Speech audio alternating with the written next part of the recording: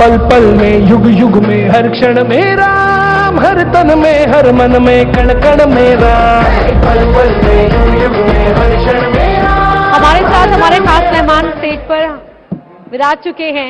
हम चाहेंगे कि आप भी अपना अपना आसन ग्रहण कर ले, क्योंकि ये जो सेशन है बेहद खास होने जा रहा है।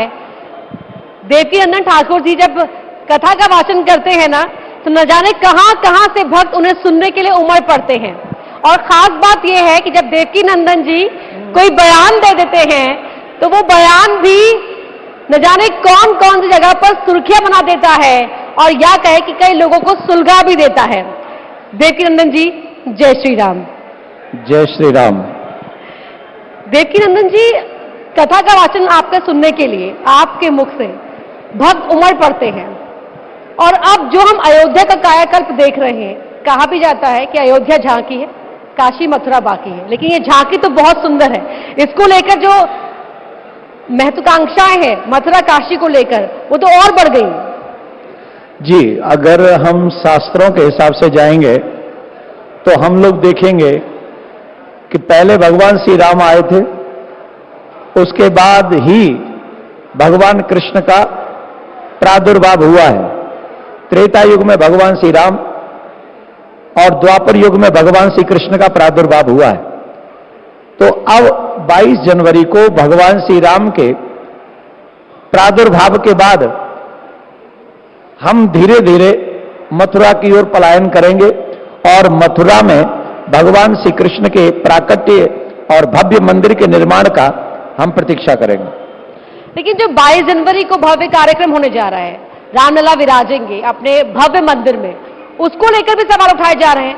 सनातन और सियासत दोनों किस तरह साथ साथ यहां पर चल रही हैं? देखिए, ये इन लोगों पे अब हम ये कहेंगे कि अब इन बातों पे ध्यान देने का समय भी नहीं है। जो समय था वो निकल चुका, और जो अपने हाथों से गमाना चाह रहे हैं वो गमाते रहे। ऐसा नहीं है कि राम का विरोध उस समय भी नहीं, उस समय नहीं था। त्रेता युग में भी कुछ लोग ऐसे थे जो राम का विरोध करते थे, अभी भी कर रहे हैं। उनका जो असर हुआ है वो सब पढ़ लें। तो हमें अभी जो विरोध कर रहे हैं उनके विषय में नहीं जाना चाहिए। हम तो एक बात कहेंगे, राम राज बैठे त्रिलोका, हर्षित भये गए सब शोका। तो जब भगवान श्री राम उच्च सिंहासन पर विराजमान होंगे 22 जनवरी को, उस समय हमारे हृदय में हर्षित होगा, हर्ष होना चाहिए। और एक एक सनातनी के, जिस सनातनी ने अपनी सनातनी मां का दूध पिया है, मां के आंचल का दूध पिया है, प्रत्येक सनातनी को राम के आने की प्रसन्नता होगी उस दिन, चाहे वो किसी भी पार्टी में। मैं किसी पार्टी पक्ष और विपक्षी की बात नहीं कर रहा हूं, लेकिन जो विरोध कर रहे हैं वो ठीक नहीं कर रहे हैं। क्या ऐसे ही मिल गया है राम मंदिर? हमें ऐसे ही मिला है? ऐसे ही नहीं मिला है। 500 साल की लड़ाई लड़नी पड़ी है राम मंदिर के निर्माण के लिए। कहां? भारत में। ये लड़ाई हम पाकिस्तान में नहीं लड़े, ये लड़ाई हम बांग्लादेश में नहीं लड़े, हम विदेश में नहीं लड़े। 500 साल की लड़ाई हमें हमारे देश में, भारत में लड़नी पड़ी है। राम कृष्ण की भूमि पे हमें लड़ाई लड़नी पड़ी है। इतना ही नहीं है, क्या हम कोठारी भाई उन दोनों बंधुओं को भूल जाएंगे? उनके बलिदान को भूल जाएंगे? सरयू में संतों की तैरती हुई लाशों को भूल जाएंगे? तमाम राम भक्तों का जो रक्त था, जिससे पूरी सरयू लाल हो गई थी, हम इस बात को भूल जाएंगे? फ्री में नहीं मिला है, हमने कोर्ट के माध्यम से राम मंदिर को प्राप्त किया है। यह किसी का दान नहीं है, भिक्षा नहीं है हमारे लिए। और अगर कोर्ट के माध्यम से हमें राम मंदिर मिला है, तो उस कोर्ट के माध्यम से उस राम मंदिर के निर्माण ने ही हमें यह दिखा दिया है कि अब अगर राम लला आ गए हैं तो निश्चित कन्हैया भी मथुरा में आएंगे, इसमें कोई संशय नहीं। राम के अस्तित्व को नकारते थे, अब मंदिर का शिखर ढूंढ रहे हैं। आपका जवाब? देखिए, अब एक कहानी याद आ रही है। एक व्यक्ति को लड़ने की आदत थी, एक व्यक्ति को लड़ने की आदत थी, और वो बात बात पे लड़ता था। आपसे नहीं कह रहा हूं वो बात बात पे लड़ता था और बेवजह लड़ता था। अब उसका मन हुआ कि मुझे लड़ना है, तो बोले भाई साहब, और उसके विपक्ष में जो था उसने कहा भाई साहब क्यों लड़ते हो? उसने कितने प्यार से कहा, क्यों मतलब हमारे ब्रज में क्यों कहते हैं उसको, आप हिंदी में कहेंगे भाई साहब लड़ते क्यों हो? बिना लड़े भी तो बात हो सकती है। तो उसने पता है क्या जवाब दिया? अब तेरी क्यों ही देखी है। अब वो इस बात पे लड़ गया कि कोई तूने मुझसे क्यों पूछ लिया, अब तेरी क्यों ही देखी है। पहले राम मंदिर की बातें, पहले हम तारीख बताओ, राम लला हम आएंगे, तारीख नहीं बताएंगे। अब तारीख निश्चित हो गई तो बोले मुहूर्त अच्छा नहीं है। अब मुहूर्त भी बता दिया गया कि राम जी के आने का क्या मुहूर्त है, सुदिन सुमंगल तबई जब राम हो जुबराज, जब भगवान पधारेंगे वही सुमंगल हो जाएगा। तो जब ये बता दिया तो अब कह रहे साहब शिखर नहीं है। भैया सब कुछ है पर तुम्हारे इस समय नक्षत्र अच्छे नहीं चल रहे, जब हमारे तुम्हें हर अच्छी बात में बुराई दिखाई पड़ रही है तो थोड़ी कुंडली दिखवा लें वो लोग अपनी। बिनु सत्संग विवेक न होई, राम कृपा बिनु सुलभ न सोई। लेकिन संत समाज अब जब मुखर है, सनातन की आवाज उठा रहा है, अलग जगा रहा है, तो विरोधी सवाल कर रहे हैं और ये कह रहे हैं कि इस तरह आवाज उठाने से, जय श्री राम का नारा लगाने से आप व्यक्ति विशेष को या धर्म विशेष के लोगों को डरा रहे हैं। क्यों डरा रहे? हमने किससे कहा कि हम जय श्री राम कह रहे हैं, राधे श्याम कह रहे हैं तो तुम डर जाओ? अगर हमारे जय श्री राम कहने से कोई डर रहा है, इसका मतलब है कि उसकी प्लानिंग थी हमें डराने की, लेकिन उससे पहले ही हमने जय श्री राम बोलना शुरू कर दिया, इस चक्कर में वो डरना शुरू कर दिए। तो अगर वो डर रहे हैं तो वो उनका अपना वजह है, हमारी वजह नहीं है। हम लोग तो सीधे सीधे सिद्धांत वाले लोग हैं। सर्वे भवन्तु सुखिनः सर्वे सन्तु निरामया, जियो। और आप भारत का इतिहास पढ़िए, कब भारतीयों ने, कब सनातनियों ने दूसरे के देश में जाके आक्रमण किया है? बताइए, किसकी भूमि पे हमने आक्रमण किया है? किसको हमने कहा कि तुम अपना राज्य खाली कर दो?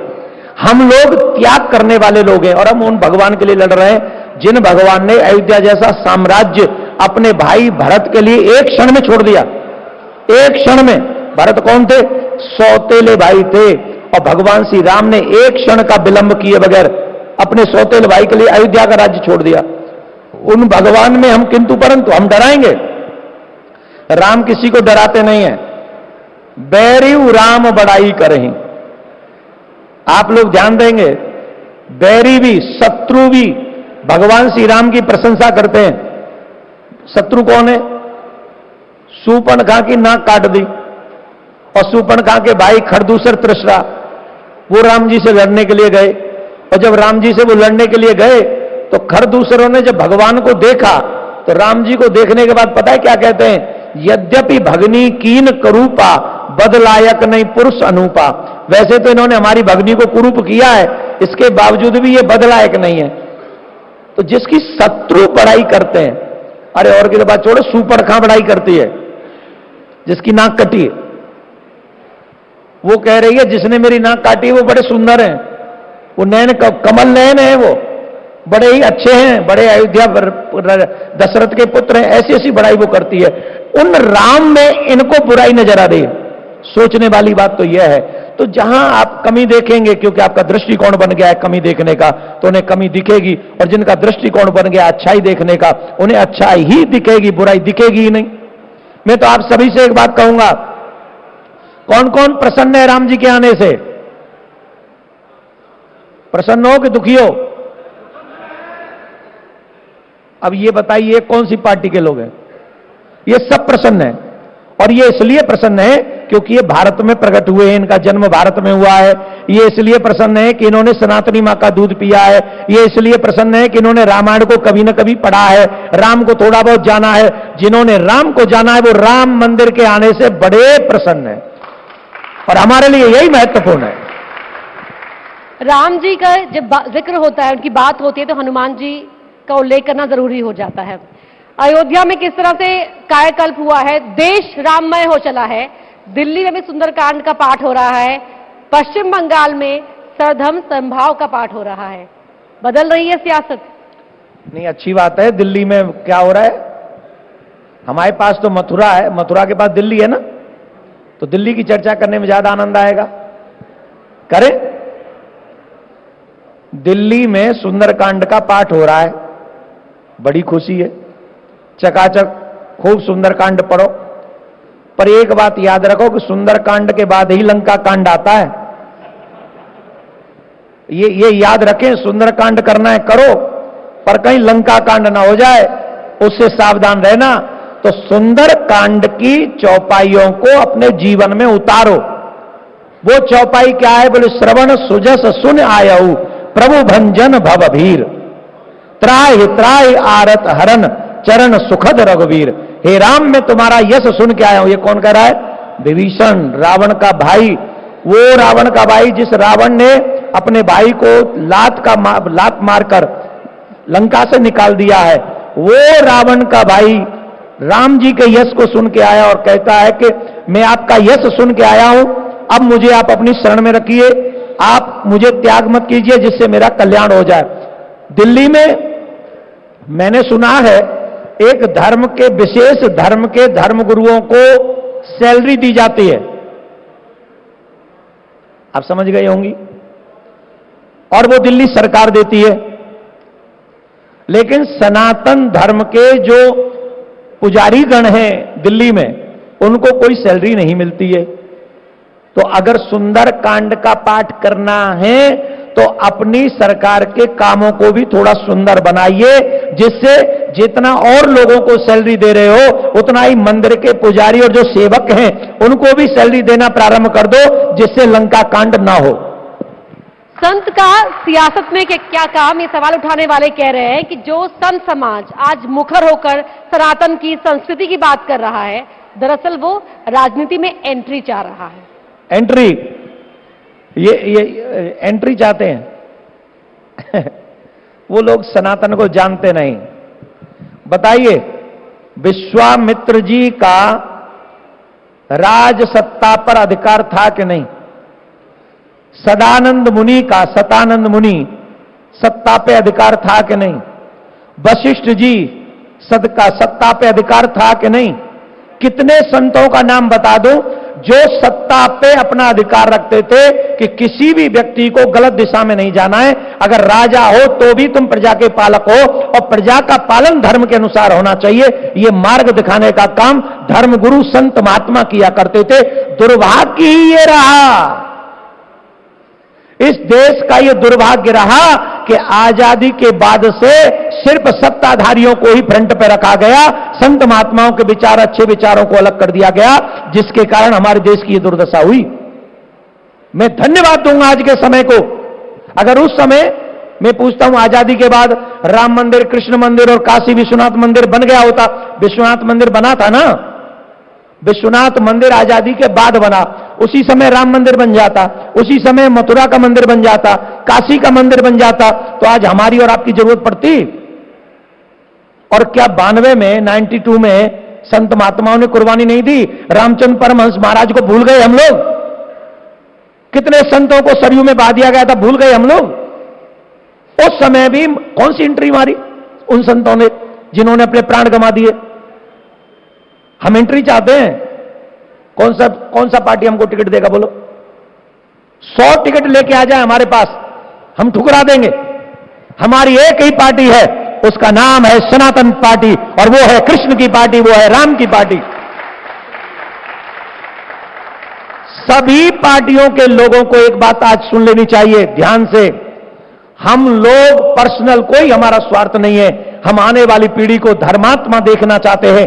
माथे पे तिलक, गले में कंठी, हाथ में कलावा, मुख में भगवान का नाम, तभी होगा मेरे भारत का कल्याण। जब सच हर सनातनी, हर युवा राम को जानेगा, कृष्ण को जानेगा, गीता पढ़ेगा, तब जाके ये पता चलेगा कि ये भारत का युवा है, अमेरिका का, यूरोप का नहीं है। सवाल करने वाले तो इस नारे पर भी सवाल खड़ा कर रहे हैं, जय श्री राम नहीं जय सिया राम कहकर जवाब दे रहे हैं। उनको, जिनको 5 टाइम आवाज आती है ना भोंपू में, जिसमें एक शब्द कहा जाता है, बजा लो, जब बजानी है तो जोर से बजाते, फिर आलसी क्यों बन रहे? जिन लोगों को जय श्री राम पे आवाज लगाने पे, नारा लगाने में तकलीफ होती है, उन लोगों को 5 बार माइक में ये बोलने से भी तकलीफ होनी चाहिए कि जो कुछ है वो मेरा खुदा है, बाकी का किसी का अस्तित्व नहीं है। तो क्या हमारे भगवान का अस्तित्व, राम भगवान का अस्तित्व नहीं है इस देश में? क्या हमारे बुद्धों का अस्तित्व नहीं है इस देश में? क्या हमारे जैन मुनियों का अस्तित्व नहीं है? क्या हमारे सरदार सिख भाइयों के गुरु नानक देव जी का अस्तित्व नहीं है? किसका? सबका अस्तित्व नष्ट हो गया इस देश में। वो 5 बार बोलते हैं एक बार नहीं बोलते, कितनी बार बोलते हैं दिन में?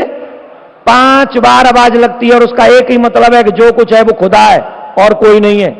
वो अपनी पूजा करें, उनकी पूजा से तकलीफ नहीं है, लेकिन मेरे राम की सत्ता को वो डिनाई करेंगे, ये हमें कतई मंजूर नहीं है, कतई मंजूर नहीं है।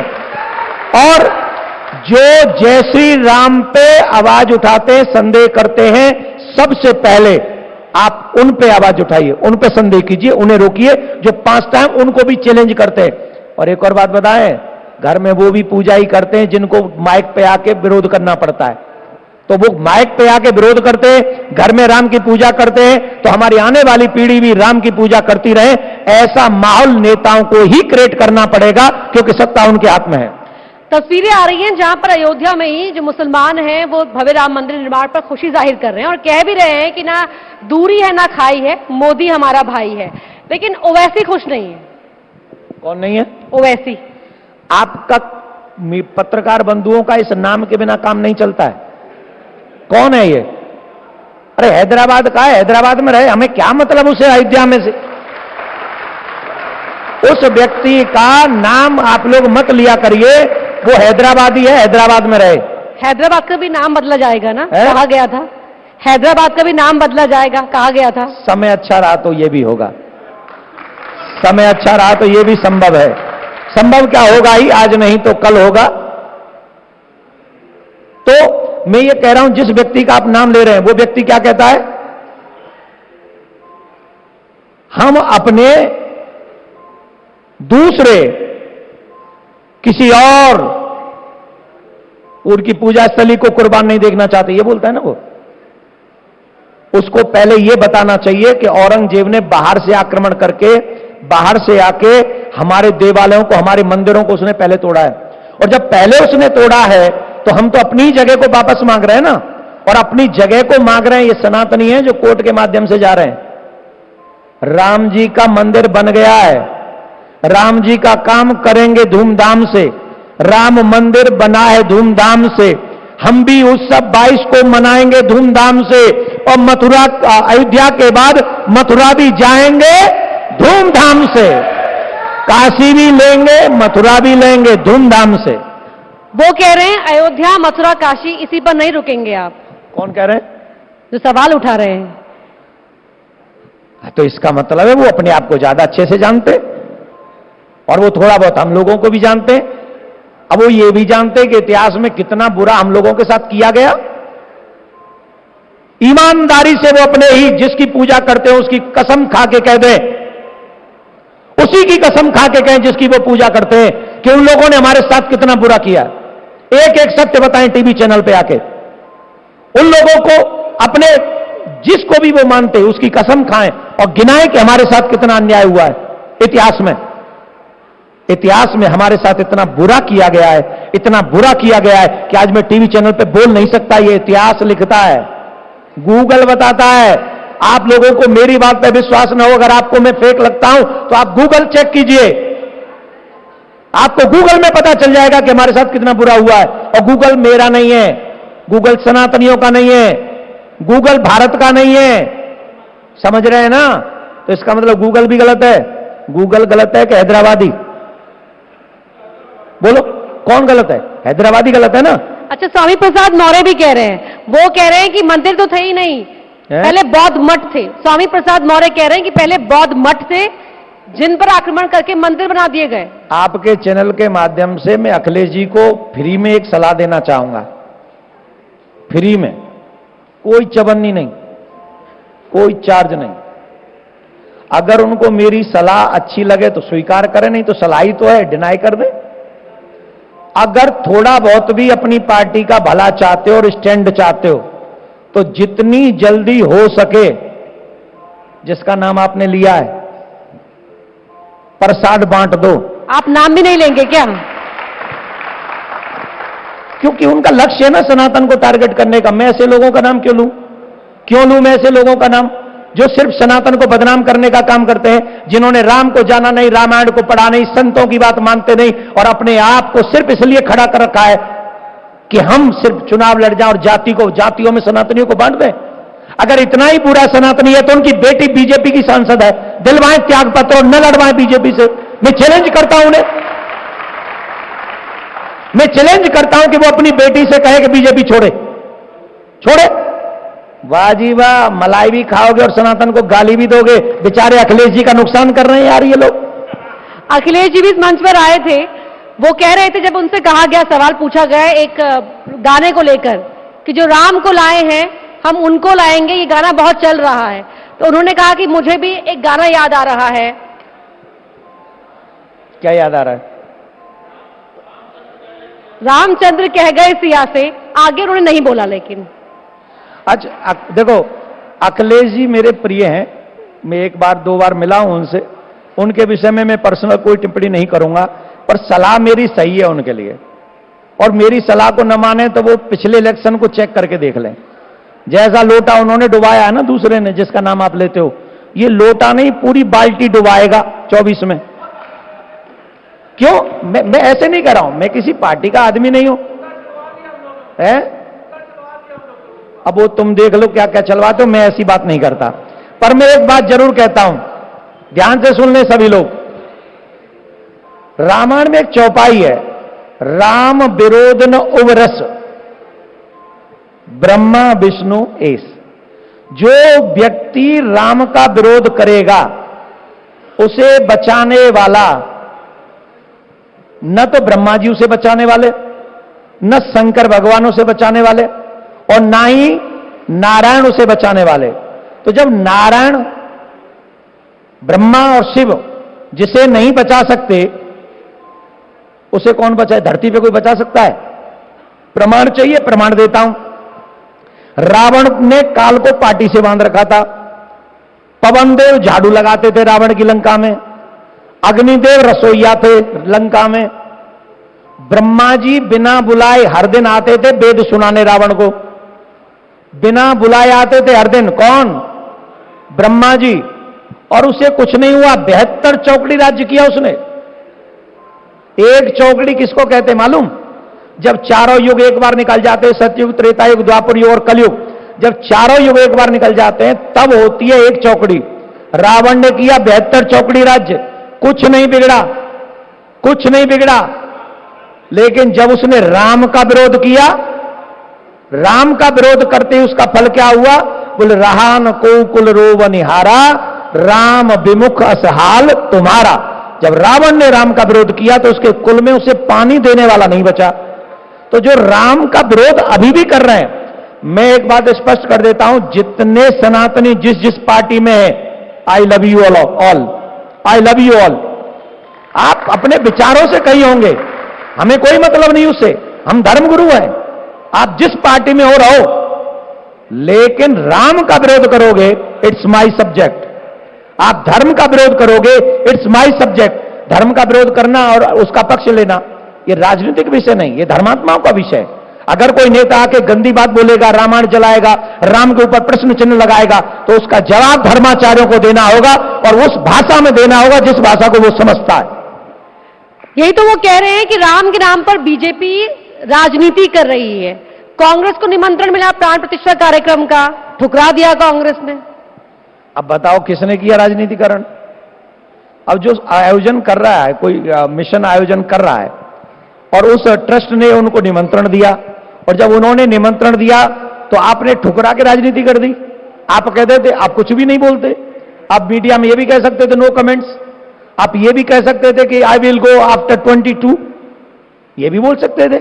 आप लोग तो अंग्रेजी पढ़े लिखे हो, आप लोग कह सकते हम सनातनी, हम राम का आदर करते हैं, हम 22 के बाद चले जाएंगे। और यही बोलना चाहिए। अगर आपको लगता है कि आप बीजेपी के उस उत्सव में जिसमें प्रधानमंत्री जी जा रहे हैं उसमें शामिल नहीं होना है, तो आप उसके बाद भी जा सकते थे, बजाय ये कहने के हम नहीं जाएंगे। और मैं फिर कह रहा हूं, मैंने बार बार हर एक चैनल पे की है ये बात, और फिर कह रहा हूं आज, I respect a lot of Shri Sonia Gandhi ji. वो एक नाव में पांव रखती हैं, दो नाव में नहीं। ये जो भारतीय राजनेता है ना, ये डबल तीन नाव में पांव रखने की कोशिश कर रहे हैं। लेकिन सोनिया गांधी जी ने स्पष्ट कहा कि मैं नहीं जाऊंगी। क्यों नहीं जाऊंगी? क्योंकि उन्हें मालूम है कि वो क्रिश्चियन धर्म को फॉलो करती हैं, और वो अपने धर्म के आगे, और यही होना चाहिए हर धर्मात्मा को, हर धर्मात्मा को यही होना चाहिए कि वो अपने धर्म को फॉलो करे।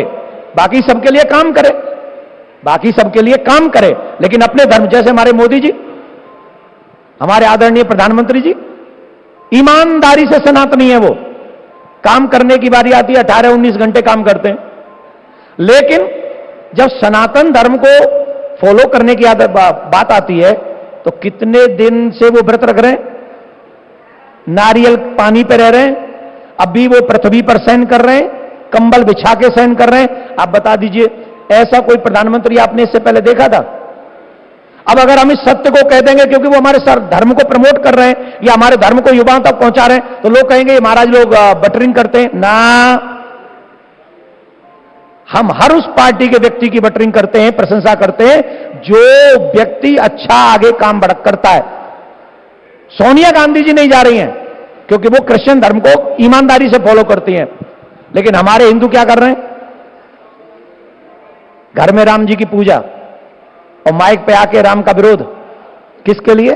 कुर्सी के लिए। ये कुर्सी कितने दिन रहेगी? कितने दिन रहेगी ये कुर्सी? 5 साल, 10 साल, 15 साल। उसके बाद भी आप और हम सनातनी जन्म हुआ है, सनातनी जीवन जी रहे हैं और सनातनी ही मरेंगे। अगर हम सच्चे सनातनी हैं तो किसी भी कीमत पे हमें सनातन से समझौता नहीं करना चाहिए, धर्म से समझौता नहीं करना चाहिए। एक आखिरी बात मैं कहूं, मुझे याद आ रहे हैं भूतपूर्व मुख्यमंत्री श्री कल्याण सिंह जी, उनका बयान है कि मैं कार सेवकों पर गोली नहीं चलाऊंगा, इसके लिए चाहे मुझे अपनी सरकार एक नहीं 10 सरकार भी कुर्बान करनी पड़े तो मैं कर दूंगा, लेकिन कार सेवकों पर गोली नहीं चलाऊंगा। ये मेरा बयान नहीं है, ये कल्याण सिंह जी का है, ठीक है? और वो भी सनातनी थे। ये होता है धर्म फॉलो करना।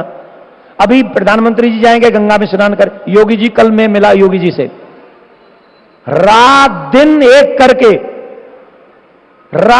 करके उन्होंने अयोध्या को साकेत बना दिया। इससे पहले किसी और सरकार के मुख्यमंत्री नहीं थे, इससे पहले और किसी की सरकारें नहीं थी। तब क्या हुआ? तब अयोध्या क्यों नहीं सजी? तब काशी क्यों नहीं सजी? तब सज जानी चाहिए थी ना काशी, तब सज जाना चाहिए था ना हमें अयोध्या, लेकिन तब तो नहीं सजा, अब सज रहा है ना।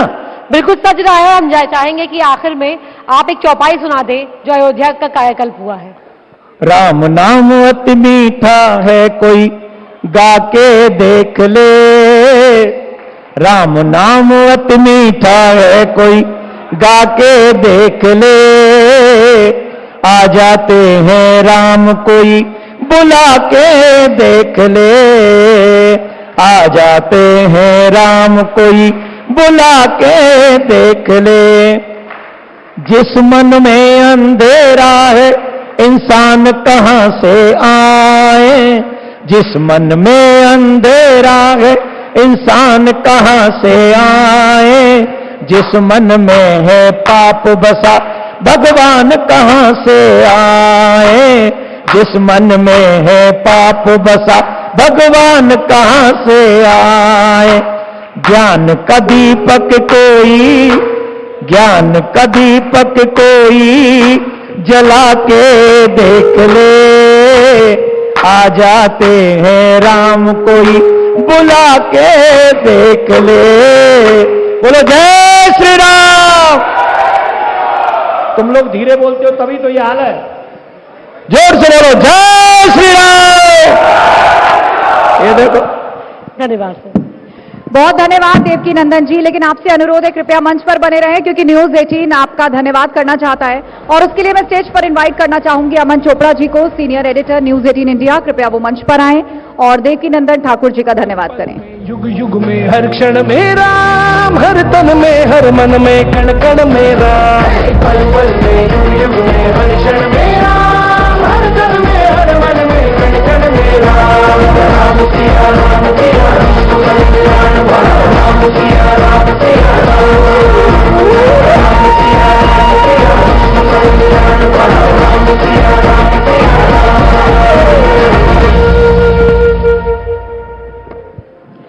और अब वक्त हो गया है हमारे अगले सेशन की ओर बढ़ने का। भगवान राम कहते हैं, अयोध्या के समान